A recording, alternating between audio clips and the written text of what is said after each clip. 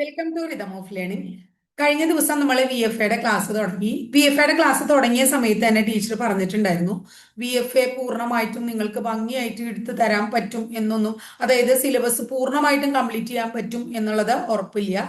നിങ്ങൾക്ക് hot topics മാത്രമേ ടീച്ചർക്ക് തരാൻ പറ്റുള്ളൂ, ജി കെ ഹോട്ട് ടോപ്പിക്സ്. കാരണം നമ്മുടെ മുമ്പിൽ വളരെയധികം കുറച്ച് ദിവസങ്ങളേ ഉള്ളൂ. ഇംഗ്ലീഷ് ആയാലും മാത്സ് ആയാലും മലയാളം ആയാലും അങ്ങനെയുള്ള കാര്യങ്ങളൊക്കെ നിങ്ങൾ പഠിക്കുക തന്നെ വേണം. നമ്മൾ എന്ത് ചെയ്യാൻ പറ്റും? നമ്മൾ നിങ്ങൾക്ക് മോക്ക് ടെസ്റ്റ്, അതായത് ഒന്ന് പഠനത്തിൽ ആ റൂട്ടിൽ വഴിയിലേക്ക് നിങ്ങൾ എത്തട്ടെ എന്ന് വിചാരിച്ചിട്ട്, അത് കഴിഞ്ഞതിന് ശേഷം ഞാൻ നിങ്ങൾക്ക് എന്ത് തരാം, ഇതിന്റെയൊക്കെ മോക്ക് ടെസ്റ്റുകൾ തരാം. ഇന്നൊരു കമന്റ് കണ്ടു, കമന്റിന്റെ ഒരു ആൻസർ ആണ് ടീച്ചർ ഇവിടെ പറയണേ. അതായത് ഇംഗ്ലീഷോ മാത്സോ മലയാളമോ കറണ്ട് അഫയേഴ്സോ അതൊന്നും പഠിക്കാതെ എത്താൻ പറ്റില്ല, ഇത് എത്താൻ പറ്റില്ല എന്ന് എനിക്കറിയാം. പിന്നെ കറണ്ട് അഫയേഴ്സിന്റെ കാര്യം, നിങ്ങൾ കറണ്ട് അഫയേഴ്സിന്റെ ക്ലാസ് കാണാത്ത കുട്ടികളായിരിക്കും, അങ്ങനെ കുട്ടിയായിരിക്കും ഒരു മെസ്സേജ് ഇട്ടുണ്ടാവുക. നമ്മൾ ഒരു 120ഓളം കറണ്ട് അഫയേഴ്സ് ഈ 2-3 വർഷങ്ങളിലെ 120ഓളം കറണ്ട് അഫയേഴ്സ് ടീച്ചർ ഡെയിലി ഇട്ടിട്ട് 120ഓളം ക്ലാസ്സുകൾ, 120 കറണ്ട് അഫയേഴ്സിന്റെ എണ്ണല്ല, ക്ലാസ്സുകൾ കറണ്ട് അഫയേഴ്സിന്റെ ഒരു പ്ലേലിസ്റ്റ് നമ്മൾ ക്രിയേറ്റ് ചെയ്ത് അതിൽ അപ്ലോഡ് ചെയ്തിട്ടുണ്ട്. അത് വിട്ട് കറണ്ട് അഫയേഴ്സ് ഒന്നും വരില്ല എന്ന് ടീച്ചർക്ക് ഉറപ്പാണ്. അത് നിങ്ങൾ പഠിച്ചു നോക്കൂ. ഇനിയിപ്പോ അത് തന്നെ നിങ്ങൾ പഠിക്കണമെന്ന് ടീച്ചർക്ക് യാതൊരുവിധ നിർബന്ധവും ഇല്ല. താല്പര്യമുള്ള കുട്ടികൾ നിങ്ങൾ പഠിക്കുക, അത് ഓരോരുത്തരുടെയും താല്പര്യമാണ് അല്ലെ. അപ്പൊ എന്നെ കൊണ്ട്, അതായത് ഞാൻ 100% എന്താ ആത്മാർത്ഥയോടുകൂടി ഞാൻ നിങ്ങൾക്ക് ക്ലാസ് എടുത്ത് തരും, അതിൽ യാതൊരു സംശയവും ഇല്ല. അപ്പൊ നമ്മൾ കേരള ഹിസ്റ്ററി ഭാഗമൊന്നും 10th പ്രിലിംസിന് വേണ്ടി എടുത്തിട്ടുണ്ടായിരുന്നില്ല, കാരണം അത് അവിടെ ഇല്ല. കേരളത്തിലെ ഇപ്പോ ബ്രിട്ടീഷുകാർ വന്നതും അങ്ങനെ ഫ്രഞ്ചുകാർ വന്നതും അങ്ങനെയുള്ള കാര്യങ്ങളൊന്നും നമുക്ക് അവിടെ പഠിക്കാനില്ല, അല്ലെങ്കിൽ രാജാക്കന്മാരുടെ കാര്യങ്ങളൊന്നും അങ്ങനെ ഡീറ്റെയിൽഡ് ആയിട്ട് നമുക്ക് പഠിക്കാനില്ല. പക്ഷെ അത് എവിടെയുണ്ട്? വി എഫ് എയിലുണ്ട്. അതുകൊണ്ടാണ് ഞാൻ ആദ്യം ആ ഭാഗം എടുത്ത് തുടങ്ങുന്നത്. അപ്പോൾ വി എഫ് എയുടെ ഭാഗമായിട്ട് നമ്മൾ 30 ഡേയ്സിന്റെ ഹോട്ട് ടോപ്പിക്സ് ആണ് ടീച്ചർ വീണ്ടും പറയാണ്. വളരെ ഇമ്പോർട്ടന്റ് ആയിട്ടുള്ള ഹോട്ട് ടോപ്പിക്സുകൾ നമ്മൾ പഠിപ്പിച്ചു തരും. പിന്നെ അതിന്റെ ക്വസ്റ്റ്യൻ പേപ്പറുകളും കൂടി, അതായത് മോക്ക് ടെസ്റ്റ് രൂപത്തിൽ തരണം എന്നാണ് ടീച്ചർ വിചാരിക്കണേ. അതും കൂടി താല്പര്യമുള്ള കുട്ടികൾ ടീച്ചറുടെ കൂടെ ഫോളോ ചെയ്ത് പോന്നോളോ.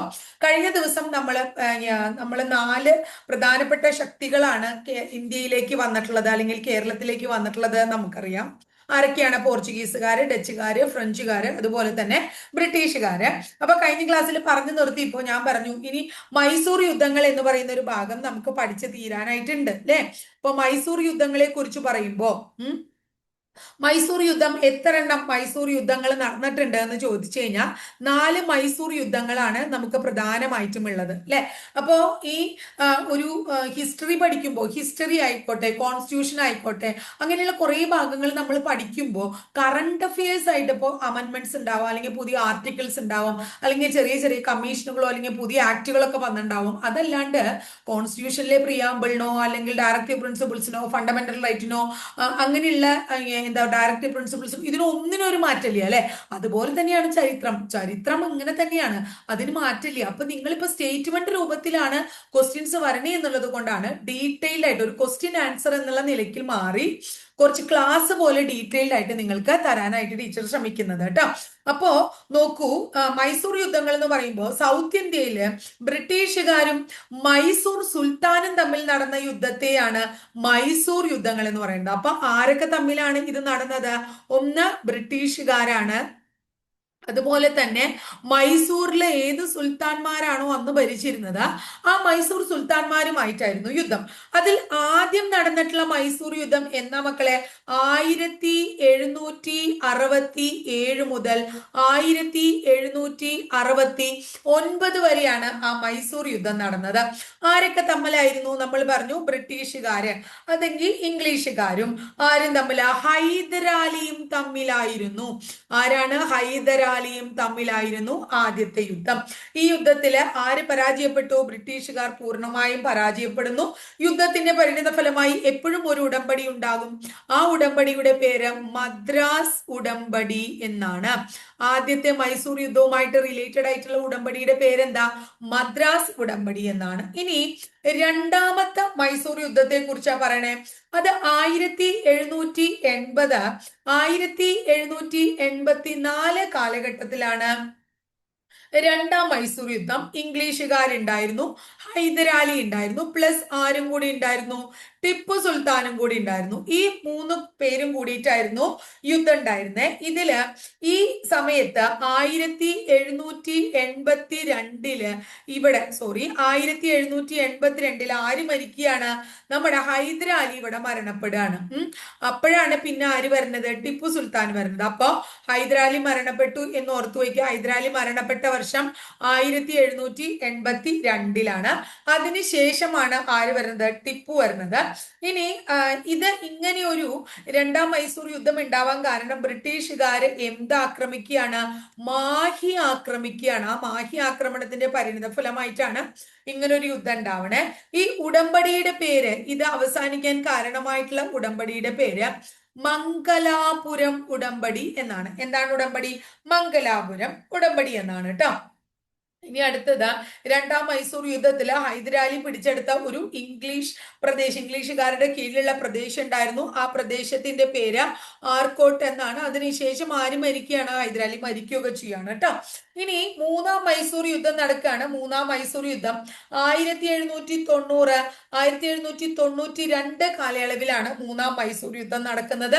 ഇതിലും ആരൊക്കെ തന്നെയാണ്? ബ്രിട്ടീഷുകാരും അതുപോലെ തന്നെ ഇവിടെ ഇപ്പൊ ഹൈദരാലി മാറി ആരേ ഉള്ളൂ?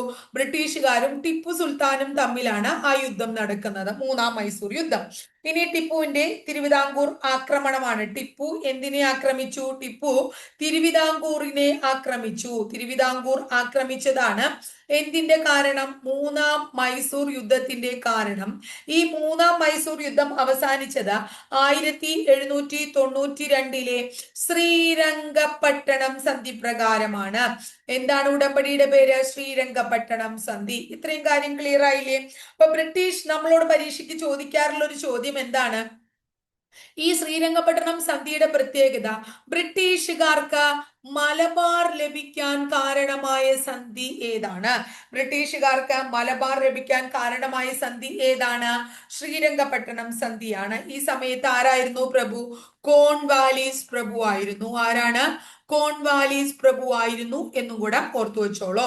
ഇനി അടുത്തത് ഫോർത്ത് മൈസൂർ വാർ ആണ്. നാലാം മൈസൂർ യുദ്ധം നടന്നത് 1799 ഇത് നയിച്ചത് ഇതിൽ വെല്ലസ്ലി ആയിരുന്നു ഉണ്ടായിരുന്നത്. ഓപ്പോസിറ്റ് ആയിട്ട് മൈസൂർ സുൽത്താൻ ആരായിരുന്നു? നമ്മുടെ ടിപ്പു സുൽത്താൻ ആയിരുന്നു അല്ലെ. ടിപ്പു മരിക്കാൻ കാരണമായ യുദ്ധമാണ്. അദ്ദേഹം 1799 മെയ് 4 ആര് മരിക്കണേ? ടിപ്പു സുൽത്താൻ മരിക്കണേ കേട്ടോ. അപ്പൊ കേണൽ ആർത്തർ വെല്ലസ്ലി ആയിരുന്നു നാലാം മൈസൂർ യുദ്ധത്തില് ബ്രിട്ടീഷുകാരെ നയിച്ചത്. ഓപ്പോസിറ്റ് ആരാണ്ടായിരുന്നേ? ടിപ്പു സുൽത്താൻ ഉണ്ടായിരുന്നേ. ടിപ്പു മരിക്കുകയാണ് 1799 മെയ് 4 അല്ലെ. അതോടുകൂടി തന്നെ എന്താണ്? ആ പ്രദേശം മുഴുവൻ ആരുടെ കീഴിലായി? ബ്രിട്ടീഷുകാരുടെ കീഴിലായി. ടിപ്പു സുൽത്താനെ നമ്മൾ മൈസൂർ കടുവ എന്നൊക്കെ വിശേഷിപ്പിക്കുന്നുണ്ട്. ഇനി അടുത്തത് വേറൊരു ഈ വെല്ലസ്ലിയെ വിളിക്കുന്നുണ്ട് അത്രേ ഡ്യൂക്ക് ഓഫ് വെല്ലിംഗ്ടൺ. എന്താണ്? ഡ്യൂക്ക് ഓഫ് വെല്ലിംഗ്ടൺ എന്നറിയപ്പെടുന്നത് ആരാണ്? നമ്മുടെ വെല്ലസ്ലി ആണ്. ടിപ്പു മരിച്ചു. ഇതിന്റെ പരിണിത ഫലമായി ബ്രിട്ടീഷുകാർ എന്ത് പിടിച്ചെടുത്തു? മൈസൂർ പിടിച്ചെടുക്കുകയും ചെയ്തു. ക്ലിയർ ആയില്ലേ? മൈസൂർ കടുവ എന്ന് വിശേഷിപ്പിച്ചിരുന്ന ആളാണ് ആരെ? ടിപ്പു സുൽത്താൻ എന്ന് മനസ്സിലായി.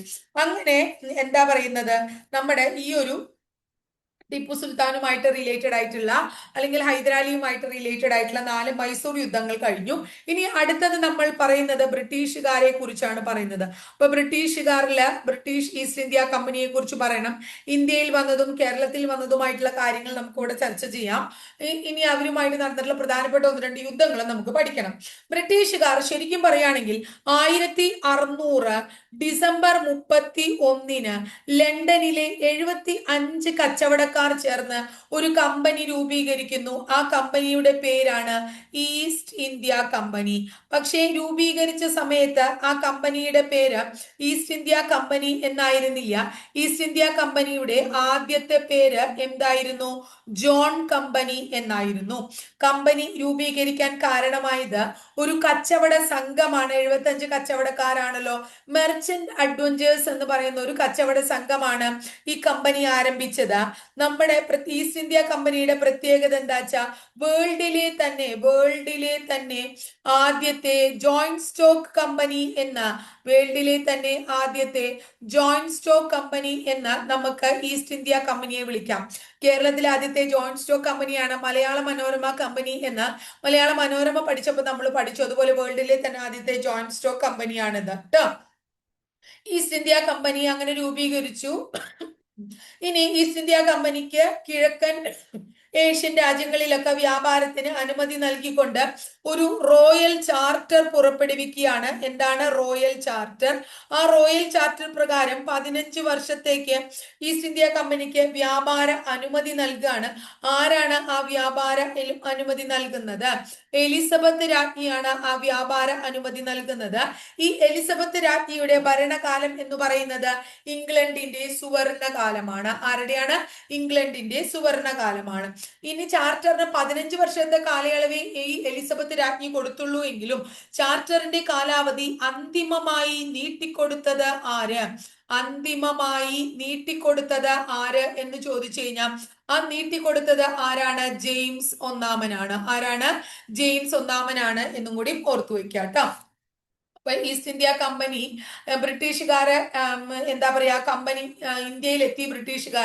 ഇന്ത്യയിൽ എത്തിയപ്പോ ബ്രിട്ടീഷുകാർ ഇന്ത്യയിൽ അല്ലെങ്കിൽ ഇംഗ്ലീഷുകാർ ഇന്ത്യയിൽ എത്തിയപ്പോൾ ഇംഗ്ലണ്ട് അവിടുന്ന് പോന്നപ്പോ ഇംഗ്ലണ്ട് ഭരിച്ചിരുന്നത് ആരായിരിക്കും? നമ്മൾ നേരത്തെ പറഞ്ഞു എലിസബത്ത് രാജ്ഞിയാണ്. ആരാണ്? എലിസബത്ത് രാജ്ഞിയാണ്. എന്നാൽ ഇന്ത്യയിൽ ഭരിച്ചിരുന്നത് അപ്പൊ ഇന്ത്യയിൽ ഏത് ചക്രവർത്തിയായിരുന്നു? ഇന്ത്യയിൽ അക്ബർ ചക്രവർത്തിയായിരുന്നു. അക്ബർ ചക്രവർത്തിയുടെ കാലത്ത് അവര് വന്നു. കമ്പനിക്ക് ഇന്ത്യയിൽ കച്ചവടത്തിന് അനുമതി നൽകിയത് ഏത് മുഗൾ കച്ചവടം ചെയ്യാൻ അനുമതി നൽകിയ മുഗൾ ഭരണാധികാരിയുടെ പേര് ചോദിച്ചു കഴിഞ്ഞാൽ ജഹാംഗീർ ആണ് അനുമതി നൽകിയത്. ആരാണ്? ജഹാംഗീർ ആണ്. ഇദ്ദേഹത്തിന്റെ കാലത്ത് 1608 ക്യാപ്റ്റൻ ഹോക്കിൻസ്, ആരാണ്? വില്യം ഹോക്കിൻസ് നമ്മൾ കേട്ടിട്ടുണ്ട്. അതിനുശേഷം 1612 തോമസ് റോ തുടങ്ങിയവർ നമ്മുടെ കച്ചവട പ്രതിനിധികളായിട്ട് എവിടെ എത്തുകയുണ്ടായി? നമ്മുടെ നാട്ടില് എത്തുകയുണ്ടായിട്ടോ. അങ്ങനെ ഇന്ത്യയിലെ ആദ്യത്തെ ഇംഗ്ലീഷുകാരുടെ ഫാക്ടറി ആരംഭിക്കുന്നത് എവിടെയാണ്? ഗുജറാത്തിലാണ്. ഗുജറാത്തിലെ സൂററ്റിലാണ് അവർ ആരംഭിക്കുന്നത്. 1608 അതിനുശേഷം അവർ മദ്രാസിൽ ഫാക്ടറി ആരംഭിക്കുന്നു. പിന്നെ ബോംബെയില് ഫാക്ടറി ആരംഭിക്കുന്നു. അതിനുശേഷം അവർ കൽക്കട്ടയിലും ആരംഭിക്കുകയുണ്ടായി? ഫാക്ടറി ആരംഭിക്കുകയുണ്ടായി. മനസ്സിലായോ? അങ്ങനെ ബ്രിട്ടീഷുകാരുടെ വരവ് 1 by 1 ആയിട്ട് നമ്മൾ ഇവിടെ പഠിക്കുകയും ചെയ്തേ. ഇനി ബ്രിട്ടീഷുകാര് കേരളത്തിൽ വന്നതിനെ കുറിച്ച് പറയുമ്പോൾ കേരളത്തിൽ ആദ്യമായി വന്ന ബ്രിട്ടീഷുകാരൻ ആര് എന്ന് ചോദിച്ചു കഴിഞ്ഞാൽ അദ്ദേഹത്തിന്റെ പേര് മാസ്റ്റർ റാൾഫ് വിച്ചാണ് ആദ്യമായി വന്നത് എന്ന് പറയാം. മാസ്റ്റർ റാൾഫ് വിച്ച് കൊച്ചിയിൽ എത്തുകയാണ് ചെയ്തത്. 1583 അദ്ദേഹം കൊച്ചിയിൽ എത്തിയത്. ഇംഗ്ലീഷ് ഈസ്റ്റ് ഇന്ത്യ കമ്പനിയുടെ പ്രതിനിധിയായി സാമൂതിരിയെ ഒരാൾ അടുത്തത് സന്ദർശിക്കുകയുണ്ടായി. അങ്ങനെ സാമൂതിരിയെ സന്ദർശിച്ച് വ്യാപാര ഉടമ്പടി ഒപ്പുവെച്ചത് ആര് എന്ന് ചോദിച്ചു കഴിഞ്ഞാൽ നമ്മൾ പറയാ ക്യാപ്റ്റൻ കീലിംഗ് ആണ്. ആരാണ്? ക്യാപ്റ്റൻ കീലിംഗ് ആണ് കേട്ടോ. ഇനി അടുത്തത് നമ്മൾ പറയണത് 1634 അതുപോലെ തന്നെ 35 കാലഘട്ടത്തിൽ ഇംഗ്ലീഷുകാർ പോർച്ചുഗീസുകാരുമായിട്ട്, അപ്പൊ ഇവിടെ പോർച്ചുഗീസുകാർ ഓൾറെഡി ഉണ്ട്, ഈ പോർച്ചുഗീസുകാരുമായിട്ട് ഒരു കരാറിൽ ഏർപ്പെട്ടു. അത് പ്രകാരം അവർ കേരളത്തിലെ പോർച്ചുഗീസ് തുറമുഖങ്ങളിൽ പ്രവേശനം ലഭിക്കുകയാണ്. പോർച്ചുഗീസുകാരുടെ തുറമുഖങ്ങളിലേക്ക് എത്താൻ ആർക്ക് പ്രവേശനം കൊടുത്തു? നമ്മുടെ പോർച്ചുഗീസുകാർ ഇംഗ്ലീഷുകാർക്ക് പ്രവേശനം കൊടുത്തു കേട്ടോ. ഇനി അടുത്തത് ബ്രിട്ടീഷുകാർ ഇവിടെ വന്നിട്ട് ആദ്യമായിട്ട് ഇംഗ്ലണ്ടിലേക്ക് കയറ്റുമതി ചെയ്തത് കുരുമുളകാണ് അവർ കയറ്റുമതി ചെയ്തത്. ഇവിടെ ധാരാളം സംഭരണ കേന്ദ്രങ്ങൾ, ബ്രിട്ടീഷുകാർ ഇവിടെ ധാരാളം അവരുടെ സംഭരണ കേന്ദ്രങ്ങൾക്ക് നമ്മളിപ്പോ വെയർഹൗസ് എന്നൊക്കെ പറയൂലേ, അതിനെ അന്ന് പറയാ പണ്ടകശാല എന്നാണ്. പണ്ടകശാല അഥവാ സംഭരണ കേന്ദ്രങ്ങള് ഇവരെ കരസ്ഥമാക്കി. അത് ആരംഭിക്കാനുള്ള അനുമതി പല രാജാക്കന്മാരിൽ നിന്ന് കരസ്ഥമാക്കി. അങ്ങനെ വിഴിഞ്ഞത്ത് അവര് പണ്ടകശാല വിഴിഞ്ഞത്ത് പണിയുണ്ടായി. അതുപോലെ തന്നെ തലശ്ശേരിയിൽ അവർ പണ്ടകശാല നിർമ്മിച്ചു. പിന്നെ അവരെവിടെയാ നിർമ്മിച്ചേ? ആറ്റിങ്ങലില്, ആറ്റിങ്ങൽ റാണിയുടെ അനുമതിയോടുകൂടി ആറ്റിങ്ങലില്. അതിനുശേഷം അഞ്ചുതെങ്ങ് എന്ന് പറയുന്ന സ്ഥലത്ത്, ഇവിടെയൊക്കെ തന്നെ ബ്രിട്ടീഷുകാർ അവരുടെ പണ്ടകശാലകൾ നിർമ്മിക്കുകയുണ്ടായി. അങ്ങനെ ഇന്ത്യയില് അവര് എന്താണ് അത്യാവശ്യം ആധിപത്യം സ്ഥാപിച്ചു എന്ന് തന്നെ പറയാം. ഇന്ത്യയിൽ ബ്രിട്ടീഷ് ആധിപത്യത്തിനെതിരെ നടന്ന ആദ്യത്തെ സംഘടിത കലാപം, ബ്രിട്ടീഷുകാരുടെ ആദ്യത്തെ സംഘടിത കലാപം എപ്പോഴും പരീക്ഷയ്ക്ക് ചോദിക്കാറുള്ളതാണ്. അത് 1721 ആറ്റിങ്ങൽ കലാപമാണ് കേട്ടോ. എന്താണ് ആറ്റിങ്ങൽ? ആ കുരുമുളകിന്റെ കുത്തകയൊക്കെ അവർക്ക് കൊടുത്തു വന്നു. ആറ്റിങ്ങലുകാർക്ക് അവർക്കൊന്നും ഇഷ്ടപ്പെട്ടില്ല, അങ്ങനെ ആറ്റിങ്ങൽ കലാപം ഉണ്ടാവുകയാണ്. അതിനുശേഷം നിങ്ങൾ കേട്ടിട്ടുണ്ടാവും, അതായത് വളരെ ഇമ്പോർട്ടന്റ് ആയിട്ടുള്ളതാണ് പ്ലാസി യുദ്ധം. ബ്രിട്ടീഷുകാര് നമ്മുടെ ഇവിടെ ഇന്ത്യയില് അല്ലെ, ബ്രിട്ടീഷുകാരുടെ ഇത്രയും വർഷത്തെ ബ്രിട്ടീഷ് സാമ്രാജ്യത്തിന് ഇന്ത്യയില് അടിത്തറയിട്ട യുദ്ധമാണ് പ്ലാസി യുദ്ധം എന്ന് നമ്മൾ കേട്ടിട്ടുണ്ട്. ആ പ്ലാസി യുദ്ധത്തിന് കാരണമായത് എന്ത് എന്ന് ചോദിച്ചു കഴിഞ്ഞിട്ടുണ്ടെങ്കിൽ അത് ഇരുട്ടറ ദുരന്തമാണ് മക്കളെ. എന്താണ്? ഇരുട്ടറ ദുരന്തമാണ്. ഈ ഇരുട്ടറ ദുരന്തം നടന്നത് 1756 1756 ബംഗാളിലെ നവാബായിരുന്ന വ്യക്തിയായിരുന്നു സിറാജ് ഉദ് ദൗള. സിറാജ് ഉദ് ദൗള എന്ന് നമ്മൾ പറയും. എഴുതുമ്പോ ഇങ്ങനെയാണ് പറയാ, സിറാജ് എഴുതുമ്പോ ഇങ്ങനെയാണ് കേട്ടോ എഴുതാ, സിറാജ് ഉദ് ദൗള ട്ടോ, സിറാജ് ഉദ് ദൗള. ഈ സിറാജ് ഉദ് ദൗള ഉണ്ടല്ലോ, സിറാജ് ഉദ് ദൗളയുടെ നേതൃത്വത്തിൽ കൊൽക്കത്ത ബ്രിട്ടീഷുകാരുടെ കയ്യിൽ നിന്ന് തിരിച്ചു പിടിച്ചപ്പോ ഏകദേശം 120ഓളം വരുന്ന ബ്രിട്ടീഷ് പട്ടാളക്കാരെ ഇരുട്ടറയിൽ അടച്ചു. അങ്ങനെ അവര് ശ്വാസം മുട്ടി മരിക്കുകയാണ്. അതിനെയാണ് നമ്മൾ ഇരുട്ടറ ദുരന്തം എന്ന് പറയുന്നത്. അപ്പൊ ഇതിന്റെ കാരണക്കാരൻ ആരാണ്? സിറാജ് ഉദ് ദൗളയാണ്. ഈ സിറാജ് ഉദ് ദൗളയുടെ ഇരുട്ടറ ദുരന്തമാണ് പ്ലാസി യുദ്ധത്തിന് കാരണമാകുന്നത്. അങ്ങനെ 1757 ജൂൺ മാസം 23 പ്ലാസി യുദ്ധം നടക്കുകയാണ്. ബംഗാളിലെ നവാബായിരുന്ന സിറാജ് ഉദ് ദൗളയും ബ്രിട്ടീഷ് ഗവർണർ ആയിരുന്ന റോബർട്ട് ക്ലൈവും തമ്മിലാണ് എന്ത് നടക്കുന്നത്? പ്ലാസി യുദ്ധം നടക്കുന്നത്. ക്ലൈവിനെ പ്ലാസി യുദ്ധത്തിൽ സഹായിച്ച ഈ സിറാജ് ഉദ് ദൗളയുടെ ആരാണ്? സൈന്യാധിപൻ ഉണ്ടായിരുന്നു. അദ്ദേഹത്തിന്റെ പേര് മിർ ജാഫർ എന്നായിരുന്നു. മിർ ജാഫർ. പ്ലാസി യുദ്ധത്തെ തുടർന്ന് ബ്രിട്ടീഷുകാർ ബംഗാളില് രാജാവായിട്ട് ആരെ കൊണ്ടുവരികയാണ്? മിർ ജാഫറിനെ കൊണ്ടുവരികയാണ്. ബംഗാളിലെ മൂർഷിദാബാദ് എന്ന് പറയുന്ന സ്ഥലത്ത്, ബംഗാളിലെ എവിടെയാണ് ചോദിച്ചിട്ടുണ്ട്, എവിടെയാണ് പ്ലാസി? മൂർഷിദാബാദിലാണ്. ബംഗാളിലെ മൂർഷിദാബാദിലാണ് എന്ത്? പ്ലാസി. ഇനി അങ്ങനെ ബ്രിട്ടീഷുകാർ ഇന്ത്യയിൽ ആധിപത്യം സ്ഥാപിക്കാൻ കാരണമായ യുദ്ധം ഏത് എന്ന് ചോദിച്ചു കഴിഞ്ഞാൽ നിങ്ങൾ ധൈര്യമായിട്ട് പറഞ്ഞോളൂ, ഏതാണ് ആ യുദ്ധത്തിന്റെ പേര്? പ്ലാസി യുദ്ധം എന്ന് തന്നെയാണ്. ഇനി അടുത്ത നമ്മൾ പഠിക്കേണ്ടത് ബക്സർ എന്ന് പറയുന്ന യുദ്ധത്തെയാണ്. ബക്സർ എന്ന് പറയുന്നത് എവിടെയാണ് എന്ന് ചോദിച്ചിട്ടുണ്ട്. ബക്സർ എന്ന് പറയുന്ന സ്ഥലം നിലവിൽ ബീഹാറിലാണ്. ബക്സർ യുദ്ധം നടന്നത് 1764 ബക്സർ യുദ്ധം നടന്നത് ഇംഗ്ലീഷുകാരും അതുപോലെ തന്നെ ത്രിസഖ്യസേനയും തമ്മിലാണ് എന്ന് പറയാം. ത്രിസഖ്യസേനയിൽ ആരാണ്ടായിരുന്നത്? ബംഗാൾ നവാബായിരുന്ന മിർ കാസിം. ആരാണ്? മിർ കാസിം. ഇനി ഔദ് എവിടത്തെയാണ്? ഔദിലെ നവാബായിരുന്ന ഷൂജ. ആരാണ്? ഷൂജ ഉദ് ദൗള. മുഗൾ രാജാവായിരുന്ന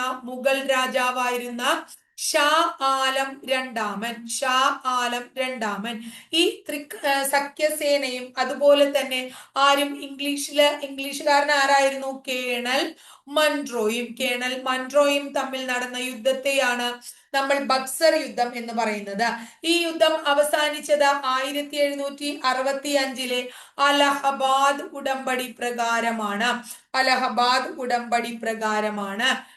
ഇനി ബക്സർ യുദ്ധ സമയത്ത് ബംഗാളിലെ ഗവർണർ ആയിരുന്ന വ്യക്തി ഹെൻറി വാൺ സിറ്റർട്ട് ആയിരുന്നു. ബക്സർ യുദ്ധത്തിന്റെ ഫലമായി ഇന്ത്യയില് എന്താണ്? നമ്മൾ ആദ്യം തന്നെ ആധിപത്യം സ്ഥാപിച്ചു പ്ലാസി യുദ്ധത്തോടുകൂടി. ആ ആധിപത്യം അരക്കിട്ട് ഉറപ്പിച്ചത് ഏത് യുദ്ധത്തോടു കൂടിയാണ്? ബക്സർ യുദ്ധത്തോടു കൂടിയാണ്. അങ്ങനെ ഇന്ത്യയില് ബ്രിട്ടീഷ് സാമ്രാജ്യത്തെ സുസ്ഥിരമാക്കിയ യുദ്ധം എന്ന് ചോദിച്ചു കഴിഞ്ഞാൽ, സുസ്ഥിരമാക്കിയ യുദ്ധം ഏതാ എന്ന് ചോദിച്ചു കഴിഞ്ഞാൽ നമുക്ക് ഏത് യുദ്ധം പറയാം? ഏതാണ് യുദ്ധം? ബക്സർ യുദ്ധമാണ്. അപ്പൊ ഇത്രയാണ് ഇന്നത്തെ ക്ലാസ്സിൽ നമ്മൾ പഠിച്ചത്. മൈസൂർ കലാപങ്ങളെ കുറിച്ച് പറഞ്ഞു, ബ്രിട്ടീഷുകാർ ഇന്ത്യയിൽ വന്ന കാര്യം പറഞ്ഞു അല്ലെ. ബ്രിട്ടീഷുകാർ ഇന്ത്യയിൽ വന്നതിന് ശേഷം ഉണ്ടായിട്ടുള്ള കാര്യങ്ങൾ, മൈസൂർ യുദ്ധം അല്ലെ, എന്താ പറയാ, കാര്യങ്ങളൊക്കെയാണ് ഇന്നത്തെ ക്ലാസ്സിൽ നമ്മൾ പ്രധാനമായിട്ടും ചർച്ച ചെയ്തത്. ക്ലിയർ ആയെന്ന് വിചാരിക്കണോ നിങ്ങൾക്ക് കേട്ടോ? ഇതുപോലെ ആയിരിക്കും നമ്മുടെ ക്ലാസ് ഉണ്ടാവുക. ഒരു നമ്മള് ഏത് പരീക്ഷയാണെങ്കിലും ഡീറ്റെയിൽഡ് ആയിട്ട് നമ്മൾ പഠിക്കുക എന്നുള്ളതാണ് ഇത് മെയിൻ ആയിട്ടുള്ള കാര്യം. ഒന്നാമത് നമ്മൾ എന്താ പറയാ, ശ്രീധരമേനോൻ തുടങ്ങിയ ആൾക്കാരുടെ പുസ്തകങ്ങളൊക്കെ, ഹിസ്റ്ററിക്ക് ഏറ്റവും ബെസ്റ്റ് പുസ്തകം അദ്ദേഹത്തിന്റെ തന്നെയാണ്. കേരള ഹിസ്റ്ററിയൊക്കെ ആവുമ്പോൾ ആ പുസ്തകങ്ങളൊക്കെ ഫോളോ ചെയ്തിട്ടുള്ള പോയിന്റ്സ് പഠിക്കുക. പിന്നെ ഞാൻ നിങ്ങൾക്ക് ഡീറ്റെയിൽഡ് ആയിട്ട് വായിച്ച് തന്നെ തന്നിട്ടുണ്ട് ഓരോ SCERT ചാപ്റ്റേഴ്സും. ആ SCERT ചാപ്റ്റേഴ്സ് വായിച്ച് നിങ്ങൾ പഠിക്കുക. അടുത്തത് SCERT ചാപ്റ്റേഴ്സിൽ നിന്നൊക്കെ ഉള്ള നമുക്ക് ഒരു 10 days കഴിഞ്ഞു കഴിഞ്ഞാൽ നിങ്ങൾ ഏകദേശം ആ ട്രാക്കിലേക്ക് എത്തുമ്പോൾ നമുക്ക് എന്ത് ചെയ്യാം? SCERT ചാപ്റ്റേഴ്സിനുള്ള മോക്ക് ടെസ്റ്റും കാര്യങ്ങളൊക്കെ നമ്മൾ അപ്ലോഡ് ചെയ്യാം കേട്ടോ. അപ്പൊ ഇത്രയേ ഉള്ളൂ നിങ്ങൾ ഇന്നത്തെ ക്ലാസ്സിൽ നമുക്ക് അറിയാനായിട്ടുള്ളത് കേട്ടോ.